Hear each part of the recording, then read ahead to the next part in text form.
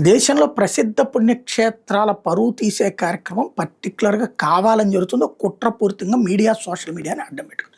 ధర్మస్థల మీదన దగా ప్రచారం చేశారు, దుర్మార్గ ప్రచారం చేశారు. చెప్పేశారు, చంపేశారు, చంపేశారు. అంతేరా ఏమీ లేదక్కడ.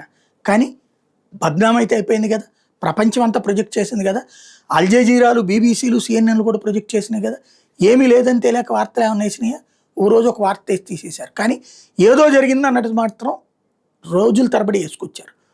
అట్లాగే ఒకప్పుడు సత్యసాయిబాబా మీద విష ప్రచారం లేకపోతే గనక ఆలయాలకు సంబంధించినటువంటి విష ప్రచారాలు చేయడం అన్నది ఒకటి అలవాటైపోయింది. ఇప్పుడు అయోధ్య రామ మందిరంలో భక్తులు వేసిన కానుకల్ని 200 కోట్లు దారి మళ్లించేశారు అంటూ ఒక వార్తని సోషల్ మీడియాలో ప్రొజెక్ట్ చేసుకొచ్చారు. దాంతో ఆ ట్రస్ట్ వాళ్ళు రాష్ట్ర ప్రభుత్వానికి ఒక లేఖ రాశారు, మీరే ఎంక్వైరీ చేయించండి అని. ఇప్పుడు 3 అధికారులతో కూడిన ఒక కమిటీని పంపించి ఎంక్వైరీ చేస్తుంది యోగి ఆదిత్యనాథ్ ప్రభుత్వం. ఇప్పుడు ఏం రాస్తారు? అయోధ్యలో దారి మళ్ళిపోయినాయి, అందుకోసం ఎంక్వైరీ అని రాస్తున్నారు వీళ్ళు. ఇది హిందుత్వం మీద జరిగే దాడిలో కోణం.